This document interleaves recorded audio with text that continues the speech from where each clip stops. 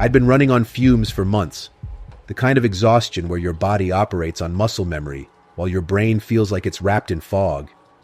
Deadlines, emails, endless Zoom calls. It felt like my life had been reduced to staring at a screen. I needed a break, something more than a weekend binge watching TV in my cramped apartment. That's when I found the house on Briar Hollow, an Airbnb listing tucked away in a sleepy little town I'd never heard of. The photos looked perfect. A quaint home with sunlit rooms, a vintage writing desk positioned right by a bay window, and an ivy-covered garden out back. The reviews were glowing. Guests praised the cozy atmosphere, the peacefulness, and the host, Tom, who was described as attentive but not intrusive. I booked a week without hesitation. The drive there was long and winding, the kind of road trip where the scenery starts to feel repetitive. But when I finally turned onto Briar Hollow Lane, something felt off. The houses lining the street weren't the charming cottages I'd imagined. Most were abandoned, windows boarded up, yards overgrown with weeds. A few rusted cars sat like forgotten relics on cracked driveways. But then I saw it. The house. Clean, bright, and exactly as advertised.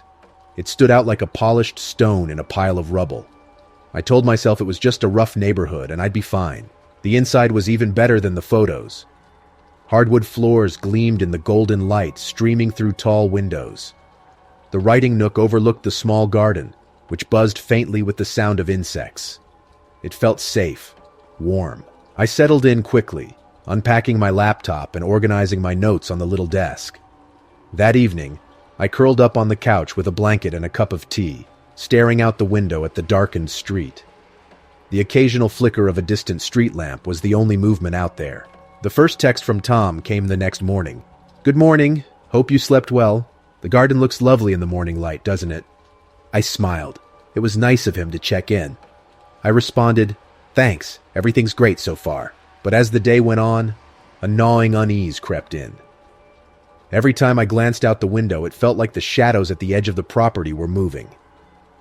I spotted someone, just a silhouette, standing across the street. They didn't move, didn't wave, just watched. That evening, another message arrived. "Hope you're enjoying the view from the writing nook. It's the best spot in the house, don't you think?" I froze. I hadn't mentioned the writing nook to Tom. Maybe it was just a lucky guess. It was a prominent feature in the listing photos. But still, it made me uneasy. On the third night, I was wrapped in a blanket on the couch, trying to focus on a movie when my phone buzzed again. "The couch looks cozy tonight. Enjoy your tea." My blood went cold. The curtains were drawn. The only light came from the TV. There was no way he could know I was sitting there, holding a mug of tea in my hands. I turned off the TV and crept toward the window, pulling the curtain back just an inch. The man from before, the one across the street, was gone, but muddy footprints stretched from the edge of the woods to the side of the house, just beneath the window. I didn't sleep that night. The next morning I packed my things, throwing clothes haphazardly into my suitcase. I was halfway out the door when my phone buzzed one last time. Leaving so soon, I was enjoying our time together. I didn't look back as I drove away, the house disappearing in my rearview mirror. Airbnb refunded me after I reported everything. They promised to investigate, and the listing was taken down a few days later. But sometimes, when I'm alone in a quiet room, I still feel it. That heavy, watching feeling. Like someone's just out of sight, observing me. Before the next story, if you're new to the channel, make sure to subscribe so that you don't miss any of these terrifying stories. Burnout doesn't happen all at once. It creeps up on you. For months, I worked relentless shifts at the hospital, staring at monitors, answering calls, running between rooms. It felt like my brain had been replaced by white noise. When my supervisor finally insisted I take time off, I realized I had no idea what to do with myself. Scrolling Airbnb listings late one night, I found it. A rustic cabin overlooking a serene lake in upstate New York. The photos showed floor-to-ceiling windows, a spacious deck, and the kind of stillness you could almost hear through the screen. The host, Greg, had stellar reviews. Guests described him as warm, helpful, and always available if you needed anything. "A perfect escape," one reviewer wrote. I booked it immediately. The drive was long and winding, the kind of journey where your phone signal cuts out, and the map starts to feel like more of a suggestion than a guide. When I finally pulled into the gravel driveway, the cabin stood like something out of a painting, perched on a small hill, framed by tall pine trees, with the lake stretching out below like a sheet of glass. The silence was almost unnerving. After weeks of alarms, buzzers, and overlapping conversations, the quiet pressed against my ears. Inside, the cabin was perfect. Warm wooden floors, a stone fireplace, and massive glass windows that opened onto a sprawling deck. I unpacked quickly, made some tea, and wrapped myself in a blanket on the porch. The sun was setting behind the hills, and the reflection on the water looked like liquid gold. For the first time in months, I exhaled fully. The first text from Greg arrived the next morning. "Good morning, hope you slept well. The deck has the best sunrise view, doesn't it?" It was a little odd, but not alarming. After all, I had been sitting on the deck with my coffee as the sun crested the horizon. I shrugged it off and replied, "It's beautiful out here. Thanks for the recommendation." That day, I explored some nearby trails, snapping photos of moss-covered trees and trickling streams. When I returned in the late afternoon, sweaty and tired, another text came through. "Did you enjoy the hike? The trail can get a little steep halfway through, but the view is worth it." I froze. I hadn't told Greg I was hiking. I hadn't shared any photos or checked in anywhere. Maybe he just knows the area well, I thought. Lots of guests probably hike that trail.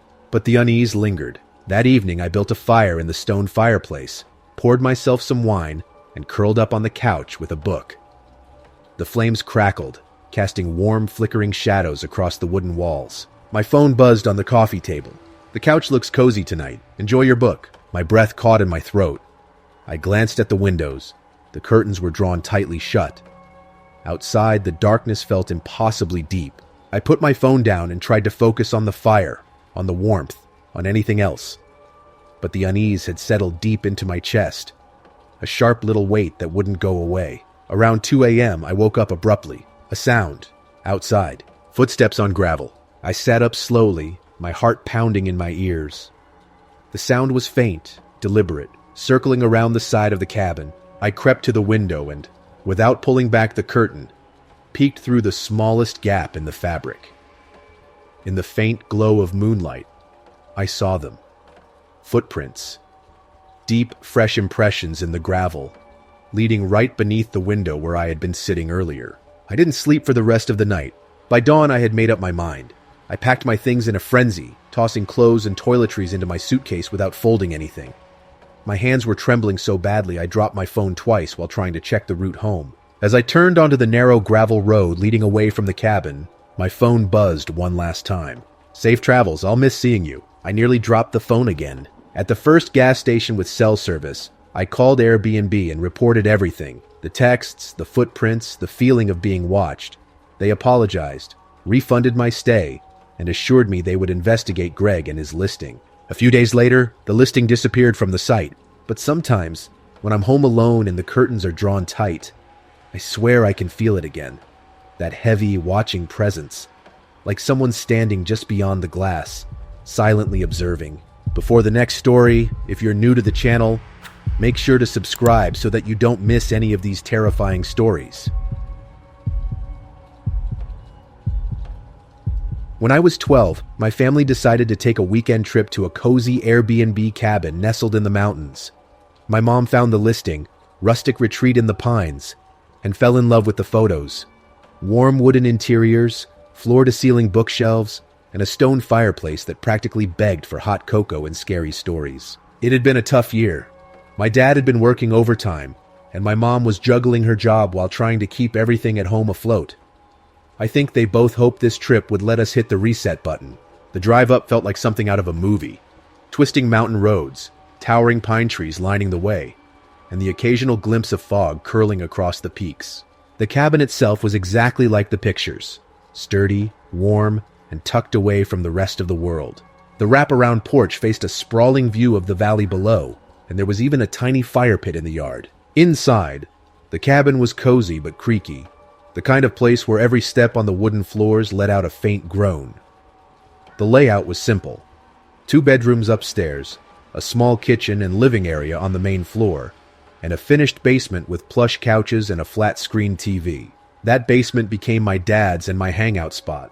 My mom stayed upstairs, She said basements always felt too cold and damp, but I liked it.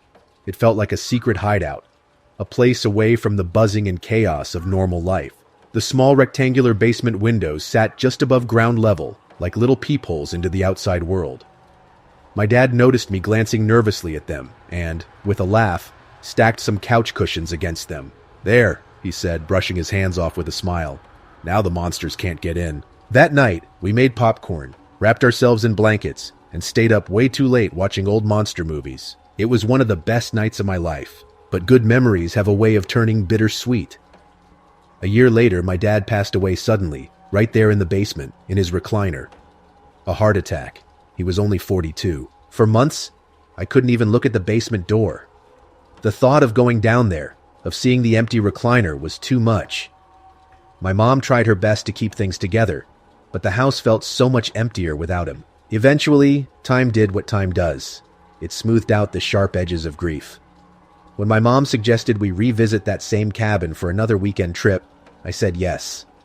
Part of me hoped being there might help me feel close to him again. When we arrived, everything was exactly the same.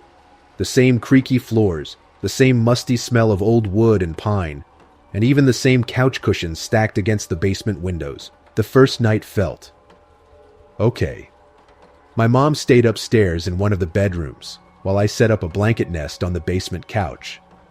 I left one small lamp on beside me and let the soft glow of the TV flicker across the room. At some point, I drifted off. I don't know what time it was when I woke up, but the TV had gone to one of those static screens, and the little lamp was flickering like it was about to go out.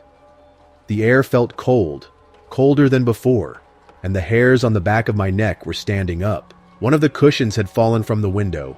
Through the narrow rectangle of exposed glass, I could see the faint outline of pine trees silhouetted against the night sky. The yard outside was bathed in pale moonlight, and at first I thought it was just shadows moving in the breeze. But then I saw him. A figure stood just beyond the window, tall, slightly hunched. His shoulders were narrow, his hands stuffed deep in his coat pockets. He was pacing, slow, deliberate steps, back and forth, like he was waiting for something. I froze. Every nerve in my body screamed at me to move, to duck down, to do anything, but I couldn't. My eyes were locked on the figure. It was the way he moved that unsettled me the most. His steps had a rhythm to them, a familiar weight. It was almost like my dad. The figure paused for a moment, turning his head slightly as if he could see me through the glass. I couldn't see his face. It was obscured by shadow, but something in me knew he was looking right at me. And then, just as slowly as he'd appeared, he turned and melted into the darkness beyond the trees. I stayed frozen on the couch for what felt like hours, too scared to move, too scared to even blink. When the first hints of dawn began creeping through the window, I finally forced myself to stand. My legs were shaky, and my chest felt tight with exhaustion. I climbed the basement stairs and found my mom in the kitchen making coffee. She looked up and frowned. "Sweetheart, you look like you haven't slept at all. Are you okay?" I told her I wasn't feeling well and went outside to clear my head. The air was sharp and crisp, and as I stood near the side of the house, I noticed something that made my stomach drop. Footprints. They started just beyond the tree line and led straight to the basement window, the exact spot where the cushion had fallen. But here's the thing. The footprints didn't lead away. They just stopped. Like whoever had been there simply vanished. I didn't tell my mom about what I'd seen. I didn't want to scare her, and honestly, I wasn't sure if she'd even believe me. We spent one more night in the cabin, and I slept upstairs, door locked, every light on. When we left the next morning, I looked back at the cabin one last time. The basement window stared back at me, empty and cold. It's been years since that trip, but I still think about that figure pacing beneath the glass. Was it my dad? Was it something else? I don't know. But sometimes when I'm home alone and I see a dark window, I get the feeling that someone's there, just beyond the glass, silently watching. And I can't help but wonder if they're pacing back and forth, waiting for me to notice them.